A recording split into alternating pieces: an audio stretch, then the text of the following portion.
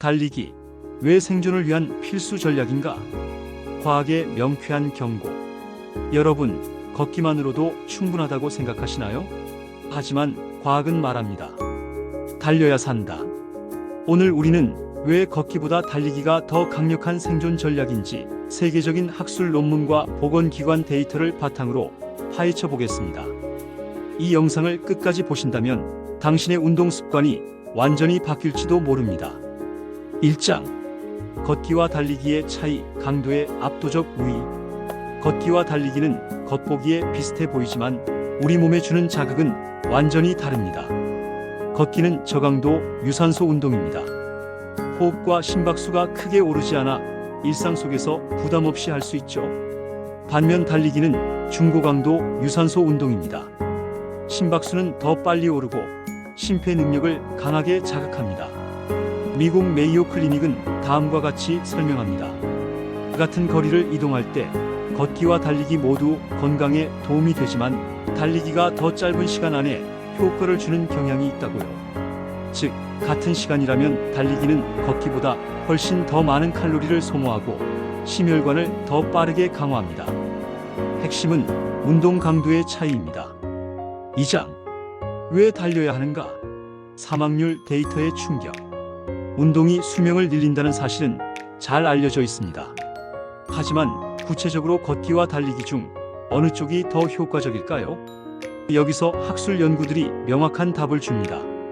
첫 번째, 레저 마이너스 타임 러닝 스터디. 2014년 미국에서 5만 5천 명 이상을 15년간 추적한 대규모 연구입니다. 이 연구에서 달리기를 하는 사람들은 그렇지 않은 사람들에 비해 모든 원인 사망률이 30에서 40% 낮았습니다.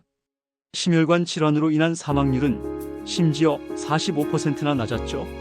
놀라운 점은 하루 5에서 10분 정도의 짧은 달리기도 충분히 생존 이점을 준다는 것이었습니다. 즉, 오래 달릴 필요도 없습니다. 짧게 달려도 생존 곡선은 확연히 달라집니다. 3장. 걷기와 달리기 비교. 직접 비교 연구의 결론. 그렇다면 걷기와 달리기를 직접 비교한 연구는 어떨까요? 2013년 미국 캘리포니아 로렌스 버클리 국립연구소의 데이터 분석에서는 4만 명 이상의 걷기 그룹과 3만 명 이상의 달리기 그룹을 비교했습니다. 결과는 명확했습니다. 고혈압 발생 위험 달리기 그룹 38% 감소, 이상 지질 혈증 위험 달리기 그룹 36% 감소, 당뇨병 발생 위험 달리기 그룹 71% 감소. 걷기도 분명히 효과가 있었지만 달리기의 효과는 훨씬 더 강력했습니다. 연구진은 결론지었습니다. 걷기와 달리기는 같은 경로를 따라가지만 달리기는 그 길을 훨씬 빠르고 강하게 간다. 4장. 대사와 심혈관 건강, 달리기의 폭발적인 힘. 운동이 혈압, 콜레스테롤, 혈당 조절에 좋다는 사실은 모두가 압니다. 하지만 걷기와 달리기 사이에는 강도의 차이가 효과의 차이를 만듭니다. 달리기는 심장이 더 빠르고 강하게 수축하도록 만듭니다. 이 과정에서 심장은 점차 더 효율적으로 뛰게 되고 혈관은 더 탄력적으로 변화합니다. 2017년 미국 심장협회의 HA 논문에 따르면 고강도 유산소 운동을 하는 사람들은 중등도 운동만 하는 사람보다 심혈관 질환 위험이 20% 더 낮았습니다. 또한 덴마크 코펜하겐 대학 연구에선 주 3회 이상 달리기를 하는 사람들은 혈압, 혈중 지질, 인슐린 감수성이 걷기 그룹보다 훨씬 빠르게 개선되었습니다. 즉, 걷기도 효과는 있지만 달리기는 같은 시간 안에 더 강한 대사 자극을 주며 심혈관 건강을 빠르게 끌어올립니다. 5장. 체중 관리와 지방 연소 애프터번 효과. 많은 사람들이 운동을 시작하는 가장 큰 이유는 체중 관리입니다. 그렇다면 걷기와 달리기 어느 쪽이 더 효과적일까요? 하버드 의대 운동 생리학 연구 결과 같은 1시간 동안 운동했을 때 걷기는 평균 250칼로리, 달리기는 약 600칼로리를 소모했습니다.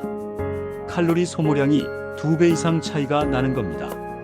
또한 미국 국립보건원 NIH 임상 연구에서는 달리기를 꾸준히 한 그룹이 걷기 그룹보다 체지방, 감소 속도가 훨씬 빨랐습니다.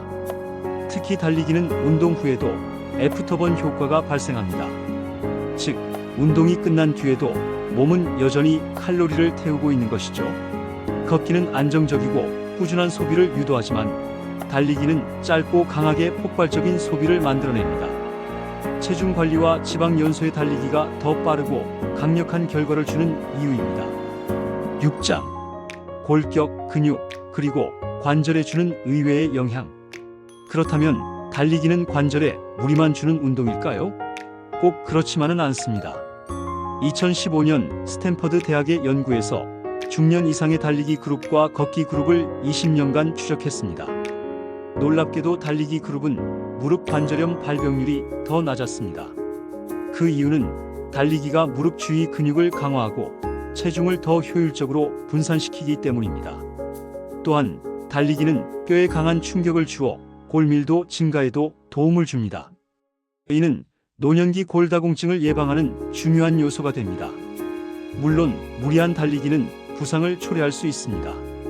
하지만 올바른 자세, 적절한 신발, 그리고 점진적 훈련을 병행한다면 달리기는 오히려 관절 건강을 지켜주는 운동이 될 수 있습니다.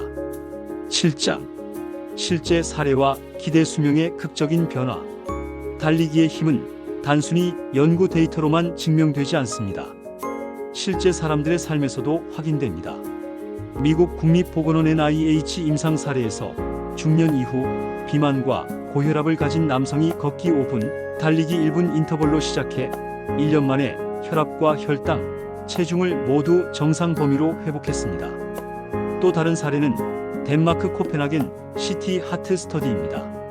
15년간 수천 명을 추적했는데 주기적으로 달리기를 한 그룹은 걷기만 한 그룹보다 평균 기대 수명이 남성은 6.2년, 여성은 5.6년 길었습니다. 달리기는 단순한 운동이 아니라 삶의 질과 수명을 바꾸는 생활 습관입니다. 8장.